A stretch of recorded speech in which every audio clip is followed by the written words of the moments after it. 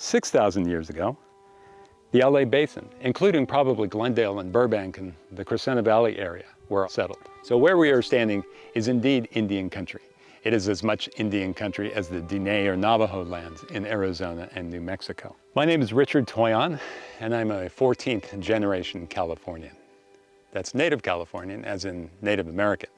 The Tongva people have been here for thousands of years. Thousands of years. The first inhabitants of Los Angeles and the entire Los Angeles basin, including here in La Crescenta. So who are the Tongva?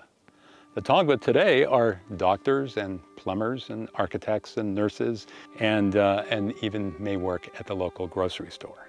They think that we're a fantasy, that we're make-believe, because we're walking amongst you today with Levi's and t-shirts and regular baseball caps. You know, we're regular everyday people, just like anyone else. They want to romanticize us and fantasize us as being the people with the feathers all the time, and you know, we have to be wearing our regalia daily, otherwise they can't understand, grasp, or comprehend that we are that same people, whether we're in our regalia or our everyday Americanized, westernized clothing. Everything that you needed or needed for your subsistence before European contact, the native people could find it here, in the Rosemont Preserve, in the Crescenta Valley, throughout the Los Angeles Basin, in the San Gabriel Mountains behind us. Everything was there. They knew every bit of land, how the land operated, the cycle of the seasons, the plant materials, the medicinal value of each, the food value of each, and they were happy and they were a sustainable society. And so they had dominion, or they had influence, they had management over the entire Crescenta Valley, including the Rosemont Preserve of where we stand today. About 250 years ago, in 1769, an event happened with one person that changed the lives of most coastal Californian Native Americans forever. There was a gentleman by the name of Father Junipero Serra, and he was stationed in Baja California, and at the orders of the Viceroy of Spain, crossed over into what is known as Alta California and established the Mission San Diego Acala. He would go on to establish 17 more missions. The fourth one, in 1771, was established in the San Gabriel Valley, and that was called Mission San Gabriel.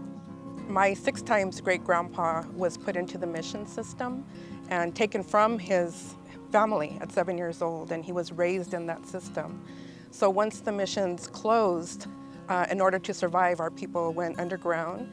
Our people were not given a reservation, we were not given land. We were not allowed to speak about being Tongva because to be native was not a good thing. You would not be able to survive.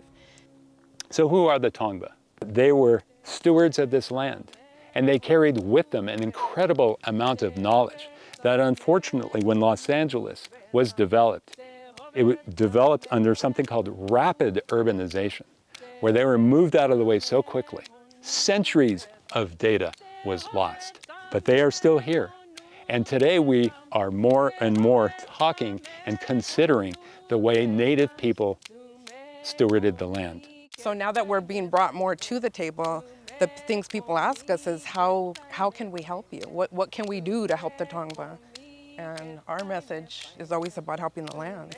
It's that idea of understanding, protecting the land, protecting the water. And then in having that health in the environment, you bring the health to the people.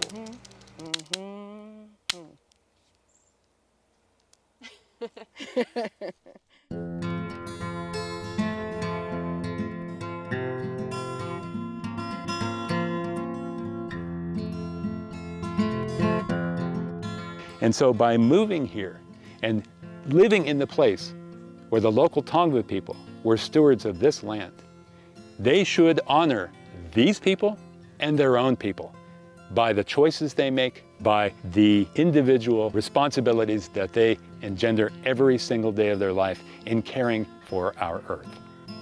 So the Tongva people, they're still here, and they would say, in the word that they use, which means we're here, we are still here, they say, Equishem, Equishem, Equishem, Equishem.